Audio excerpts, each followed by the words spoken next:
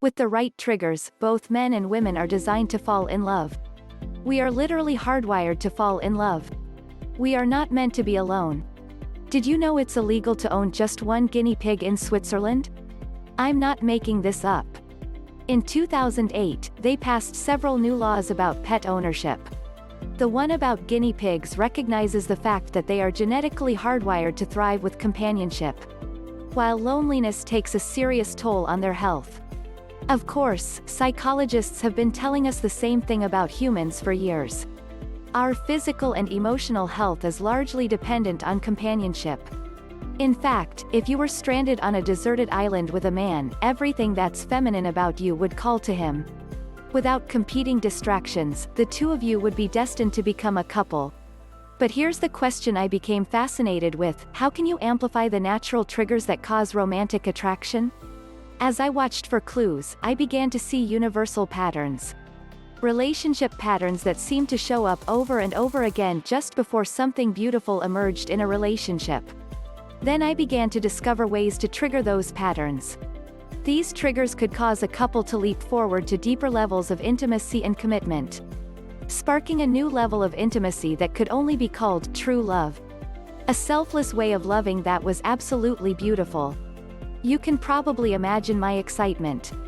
Studying patterns in relationships became my new obsession. That was long ago. But I never stopped searching. And I've discovered a few relationship patterns you might like to know about. The strangest thing men desire if you want an amazing relationship with a man. It's okay if you refuse to settle for a lukewarm relationship. But if you're going to go all out, and really build a beautiful relationship, you need to share that dream with the man you invite into your life. And to do a good job of inviting him, you have to understand what's enticing about a relationship from a man's perspective. In fact, you'll want to interact with him in a way that feels almost like a proposal. And here's what you're proposing: let's reject cynicism. Embrace what's beautiful. And create something magnificent. But what holds those qualities for a man? What seems magnificent to a man? He doesn't see a relationship the same way you do. So it's important to know how men see relationships differently.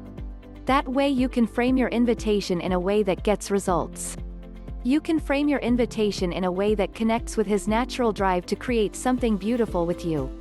You'll whet his appetite. You'll trigger his desire to go after a deeper romantic connection with you. Sounds good, right? So, what is the beauty a man sees in a committed relationship? Well, it might sound a bit odd to you at first, but here it is: a romantic relationship satisfies a man's craving for companionship to the extent that it fits with his identity, the way he wants to see himself. Understanding this one statement will give you tremendous power in your relationships with men. So let me explain. Generally speaking, we seek out relationships because of the other person's qualities. We love someone for who they are. But we also seek out relationships because of the way other people make us feel about ourselves. Let me offer a short story that illustrates this concept well. When I was in high school, there was a girl named Stephanie who had it all.